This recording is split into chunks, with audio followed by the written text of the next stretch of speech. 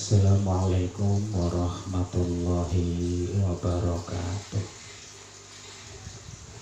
Bismillah, alhamdulillah, wassalatu wassalamu ala rasulillah. La haula wa la quwata illa billah, amma ba'da. Ma'asyiral muslimin wal muslimat rahimakumullah. Di dunia ini Allah ciptakan serba berpasang-pasangan. Ada siang, ada malam, ada pagi, ada petang, ada panas, ada dingin, ada matahari, ada rembulan, ada laki, ada perempuan. Allah tidak ciptakan yang KW-KW atau setengah-setengah. Ada yang tinggi, ada yang tuluk atau pendek, ada yang harum, ada yang sakuluk. Intinya hidup itu berpasang-pasangan. Bahkan jamaah rahimakumullah, Allah ciptakan penyakit pun juga ada pasangannya, ada obatnya. Makanya kata Rasulullah Sallallahu Alaihi Wasallam, semua penyakit itu ada obatnya, kecuali kematian. Nah, sekarang Indonesia atau dunia jamaah rahimakumullah diserang penyakit atau virus, namanya virus corona yang mematikan. Nah, tentu ada virus, ada obatnya. Pertanyaannya adalah apa obatnya? Dalam teori ruqyah, Bapak Ibu rahimakumullah, obatnya itu tidak susah. Obatnya itu sangat mudah.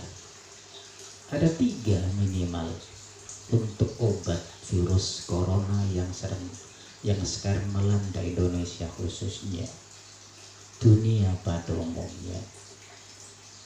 Yang pertama adalah taubat. Lu kenapa? Karena boleh jadi penyakit pada diri manusia Allah enggan menyembuhkan disebabkan karena adanya dosa-dosa di masa lalu yang belum diistighfari. Makanya dalam pengobatan ruqyah itu sebelum diruqyah harus istighfar dulu. Ingat dosa masa lalu, dosa kepada orang tua, dosa kepada sesama teman, dosa kepada relasi, terlebih dosa pada Allah Subhanahu wa ta'ala. Asbab penyakit Allah akan menyembuhkan adanya dosa di masa lalu yang belum diistighfari. Maka obat yang pertama adalah perbanyak istighfar, minta ampun pada Allah Subhanahu wa ta'ala atas dosa-dosa di masa lalu. Yang kedua adalah qiraatul Quran. Allah berfirman dalam Al-Quran, A'udzubillahi minasyaitonir rajim, Bismillahirrahmanirrahim, wa nunazzilu minal Qur'an ma huwa shifaa. Sesungguhnya Allah itu turunkan Al-Quran untuk obat. Nah, cuman bagaimana caranya? Ada sebagian kita ini umat Islam salah dalam menerapkan Al-Quran sebagai obat. Dia bakar, dimasukkan di air, diminum, batuk deh jadinya. Bukan seperti itu. Dibacakan. Makanya kata Nabi, nawiru buyutakum bisolah wa tilawatil Quran. Hiasan rumahmu dengan sholat dan bacaan Al-Quran. Itu untuk penyembuh agar tenang hati di rumah, adem tentrem gemari pahlok jinawi rumah itu. Nah, ada satu riwayat Rasulullah SAW pernah sakit, disantet oleh Labib bin Azim kena dodi. Maka Allah obati Rasulullah dengan turunnya Al-Quran, surat Al-Ikhlas, Al-Falah, An-Nas. Rasul baca, subhanallah, Rasul sembuh dari lupanya, sembuh dari senantiasa berulang-ulang ibadahnya. Sehingga dari itu Rasul pesan sama Aisyah, Aisyah, jika mau tidur jangan lupa bentengi dirimu agar engkau tidak terserang penyakit, baik yang nyata atau tidak nyata. Rasul Aisyah bertanya, dengan apa ya Rasulullah? Baca Al-Fatihah, baca Al-Ikhlas, Al-Falah, An-Nas 3 kali, 3 kali, 3 kali. Tiupkan di tangan, usapkan di badan. Bismillah, niat untuk benteng diri, baru bubuk. Allah jaga 24 jam dalam kehidupan kita dari segala macam penyakit. Ada kisah Bapak Ibu rahimakumullah di Sulawesi Selatan.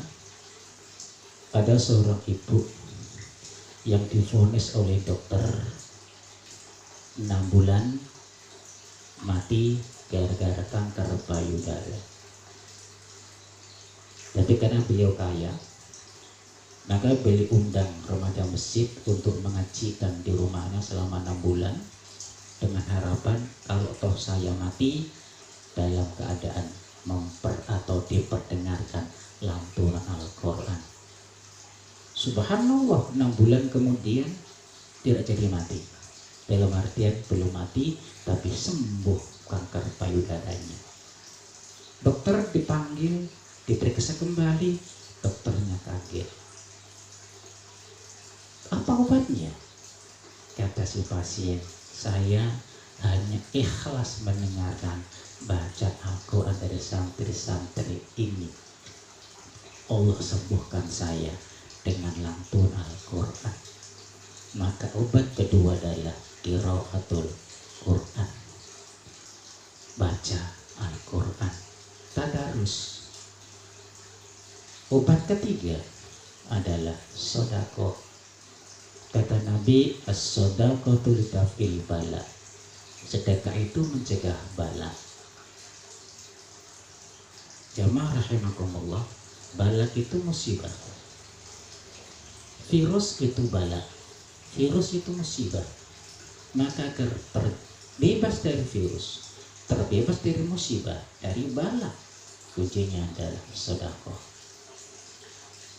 Ramadan tempat kita itu semua. Ramadan tempat pertaubatan kita. Ramadan tempat sedekah kita. Ramadan tempat berbagi kita. Ramadan tempat tadarus kita. Ramadan semua Allah lipat gandakan sehingga kesempatan kita bulan Ramadan ibadah di rumah, ngaji di rumah, sedekah tangga dekat-dekat rumah. Insya Allah Allah berikan kesembuhan kepada kita, jasmani, rohani kita.